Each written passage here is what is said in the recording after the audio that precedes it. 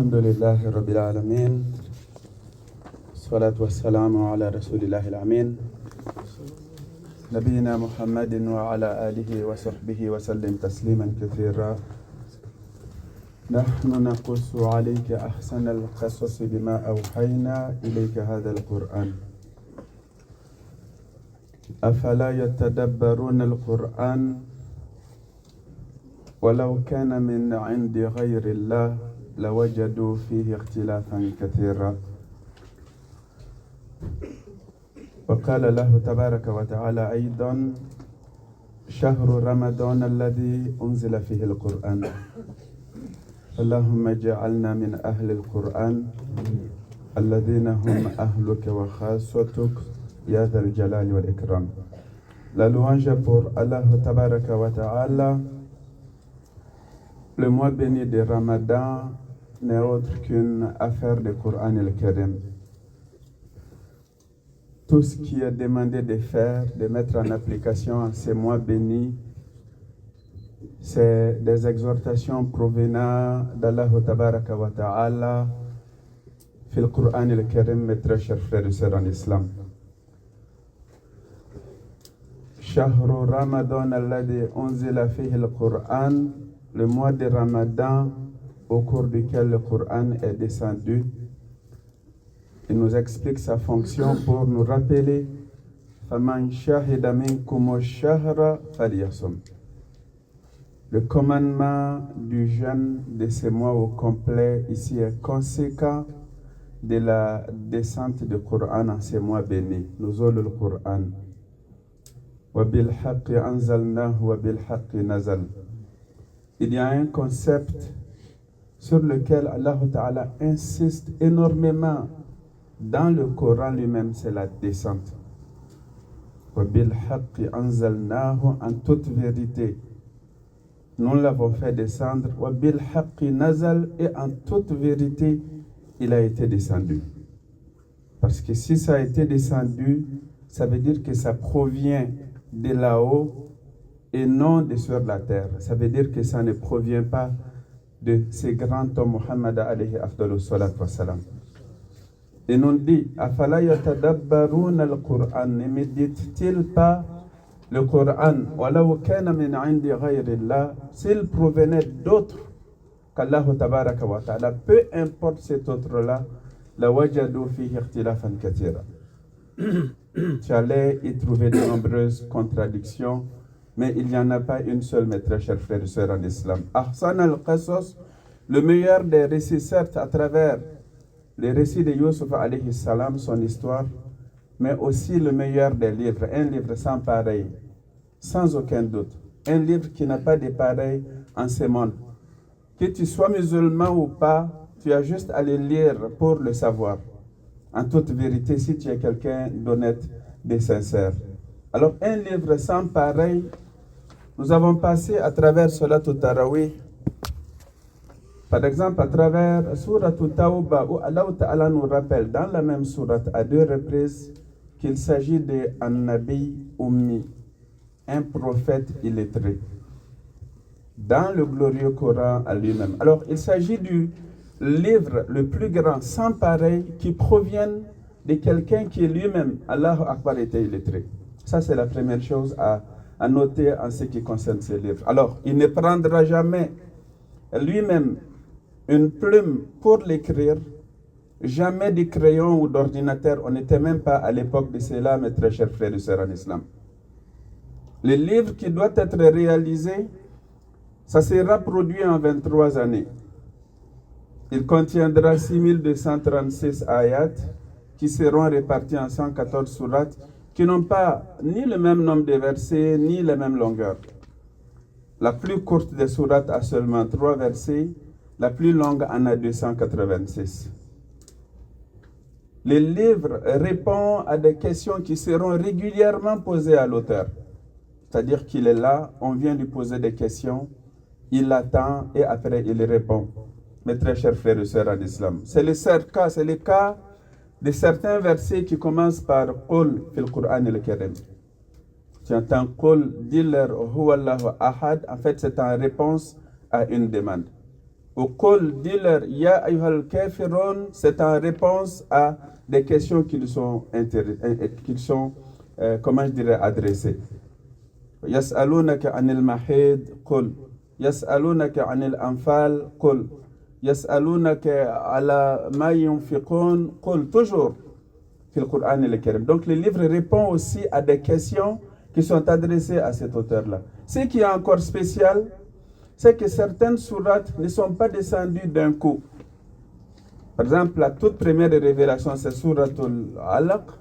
Allah Ta'ala révèle les premiers versets, mais lors d'une prochaine révélation, c'est une autre sourate complètement. Et lors d'une autre révélation, c'est une autre sourate. Tout ça par quelqu'un qui ne prendra jamais un crayon pour écrire quoi que ce soit, mes très chers frères et sœurs en islam. Et pourtant, au final, toutes les sourates seront complétées. Le Coran lui-même rappelle Ma farratona fil kitab min shay. Nous n'avons omis de mentionner quoi que ce soit dans le livre.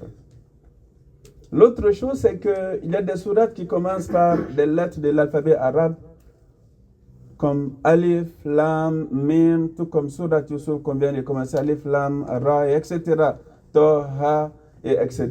Et l'auteur du livre ne donnera pas d'explication en ce qui concerne ces lettres-là au début de ces sourates-là. Autre chose qui fait la beauté du livre, c'est l'harmonie à la fin des ayats. Et cela s'applique même aux plus grandes des sourates dans ces livres-là. C'est-à-dire que même si tu ne comprends rien de ce qui est dit, lorsque le livre est récité par quelqu'un qui en connaît les règles de récitation, ça t'émerveille. Cela a même été la cause de la conversion en islam de beaucoup de gens à travers le monde, juste par l'écoute du Coran. Une musique pour eux, sans aucun instrument, mais qui les apaise, mes très chers frères et sœurs en islam. Avec tout cela, le livre ne contient aucune contradiction. Allah Ta'ala, il le dit, ne médite-t-il pas le Coran s'il provenait d'autres qu'Allah, ils y trouvaient plusieurs contradictions, mes très chers frères et sœurs en islam. Ce qui est encore incroyable, c'est que le livre lance des défis à l'humanité. وَإِن كُنتُمْ فِي رَيْبٍ مِّمَّا نَزَّلْنَا عَلَىٰ عَبْدِنَا فَأْتُوا بِسُورَةٍ مِّن مِّثْلِهِ وَادْعُوا شُهَدَاءَكُم مِّن دُونِ اللَّهِ إِن كُنتُمْ صَادِقِينَ فَإِن لَّمْ تَفْعَلُوا وَلَن تَفْعَلُوا.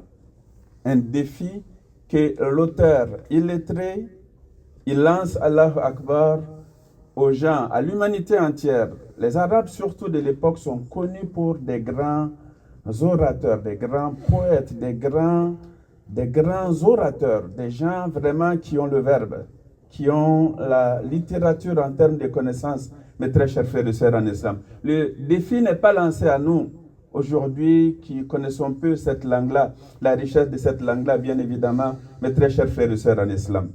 Ou encore dit, même si les hommes et les djinns s'unissaient pour produire quelque chose de semblable à ce Coran, ils ne sauraient produire rien de semblable, même s'ils se soutenaient les uns les autres.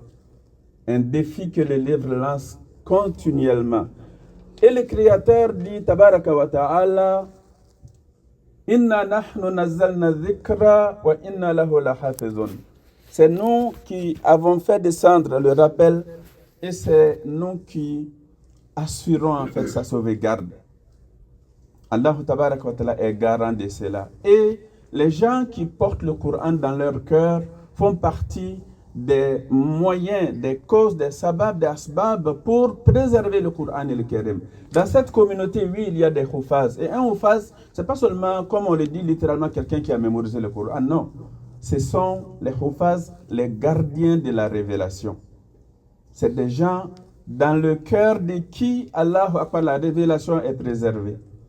C'est-à-dire que si tu veux te débarrasser de ces livres-là aujourd'hui, il faut tuer tous les musulmans, il faut enlever tous les médias sociaux, c'est pratiquement impossible tout simplement. Ce qui est incroyable encore dans le cas de ces livres-là, tu prends un jeune à New York, tu prends un autre dans une brousse au fin fond de l'Afrique, ils vont réciter le même livre, la même sourate exactement de la même façon.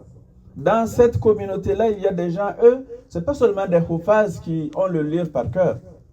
Les autres, ils s'assoient devant vous, ils disent, donnez un seul verset du Coran. Tu donnes n'importe quelle sourate, ils te disent, c'est à telle page.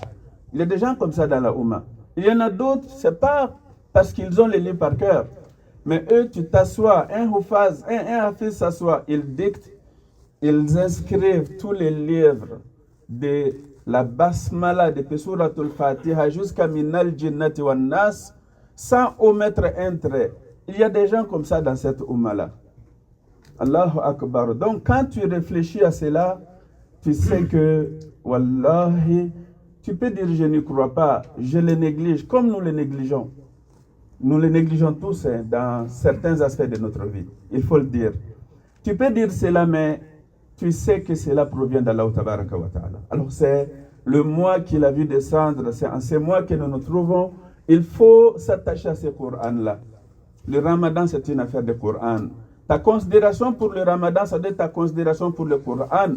Et ta considération pour le Coran, ça doit être ta considération pour celui dont c'est la parole. C'est-à-dire Allah Tabaraka wa Ta'ala lui-même, mes très chers frères et sœurs en islam. Alors pour terminer, il faut s'attacher au livre d'Allah Tabaraka wa Ta'ala. De plus, l'auteur il dit dans ce Coran, فَوَيْلٌ لِلَّذِينَ يَكْتُبُونَ الْكِتَابَ بِأَيْدِيهِمْ ثُمَّ يَقُولُونَ هَذَا مِنْ عِنْدِ اللَّهِ.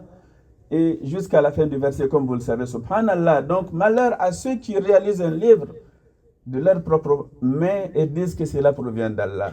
Tu t'imagines? Il ne dirait pas cela lui-même si il en est l'auteur, sallallahu alayhi wa sallam. Alors, c'est pour cela qu'on est invité à méditer les livres, mes très chers frères et sœurs en islam. Alors, la recherche pour la compréhension. Il faut chercher la science du Coran al-Karim.